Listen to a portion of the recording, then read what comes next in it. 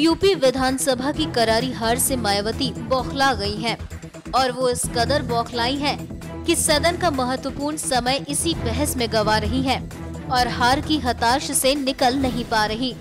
राज्यसभा में जो महत्वपूर्ण बहस होनी थी, मायावती ने एक बार फिर से जनता के दिए वोट पर सवाल उठाए और जनादेश को गलत करार दे दिया।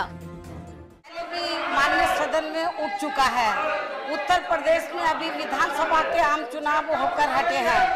उत्तर प्रदेश में ईवीएम में बड़े पैमाने पर गड़बड़ी की गई है और इस मामले को लेकर हमारी पार्टी अदालत में भी जा रही है, लेकिन और चली गई है अदालत में।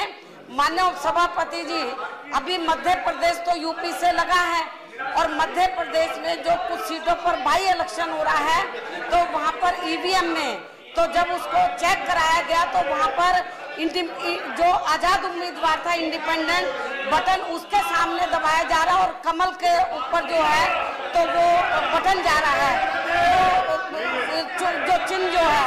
तो माननीय सभापति जी, मेरा ये कहना है कि ईवीएम के लोकतंत्र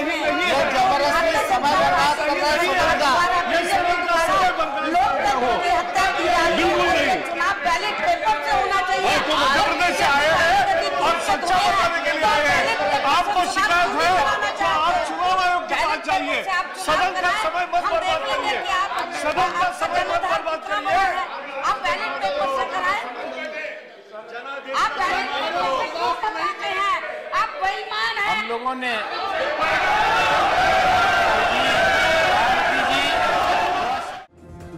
इसका जवाब देने के लिए नकवी सामने आए और नकवी ने इसे जनता का अपमान बताया।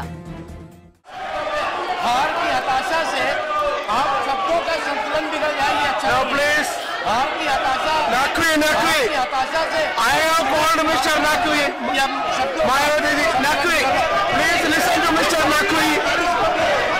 यस,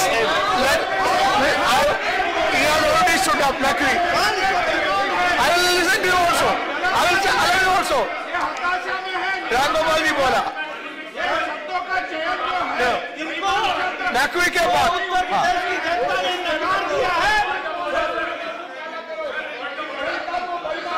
आपने नोटिस दिया है, 267 नोटिस दिया है। सर नोटिस आओ क्या बोलो सर। इन्होंने मायावती जी ने जनता को बेईमान कहा है। मायावती जी ने जनता को बेईमान कहा है। तत्काल इसको स्पष्ट किया जाए। She said publics are dishonest, people are dishonest. This is the, ये जो है वो देश के लोगों का अपमान है, देश के लोकतंत्र का अपमान है और हार की हताशा में देश के लोकतंत्र का अपमान हो, ये अनएक्सेप्टेबल है। ये अनएक्सेप्टेबल है। That will be explained. Please explain it. No, yeah. Mayawati के समर्थन में नरेश अग्रवाल ने भी ईवीएम पर सवाल उठाए। सम्मानित साथियों ने काफी तथ्यों को सामने लाया। मुझे दुख है कि संसदीय भाषा में काने को काना ही कहा जाएगा, बेईमान को बेईमानी कहा जाएगा और कोई भाषा और नहीं है संसदीय में, क्योंकि वो बेईमान वाले तो संसदीय भाषा में। नो, इसके बारे में श्रीमन मैं तुम्हारे कह रहा हूँ, आपके नोटिस के बारे में बोलो। कह रहा हूँ कि इसमें जो चिप लगाई जाती है, वो चिप की प्रोग्रामिंग बेंगलोर के इंजीनियर और तमाम देश के इंजीनियरों ने चिप की जो प्रोग्रामिंग करी है और उसको दिखाया है, उसमें बड़ा साफ है कि चिप में अगर प्रोग्रामिंग हो जाएगी तो BJP. But election commission has denied it. और you know that election commission has clarified that it is not possible. लेकिन हो क्या? Election commission has clarified. मेरा अनुमति नहीं दी है। मेरा फिर कौन सा नियम में इसको बोलने का अवसर दिया जा रहा है? ये उचित नहीं है। सभापति महोदय, ये उचित नहीं है। 267 आपने डिसअलाउ किया तो फिर अनुमति की बात की है सर। देश के बहुत बड़े हाउस के स्पीकर के बेटे को दिया गया है। स्पीकर के बेटे को दिया गया है। देश के एक बहुत बड़े स्पीकर को भाजपा से जुड़े तो इस कारण ये पे बेईमानी हो रही है। और I got your point, but 267 I am not permitting. Samajwadi party की ओर से रामकृपाल यादव भी ईवीएम के मुद्दे पर मायावती के सुर में सुर मिलाते नजर आए।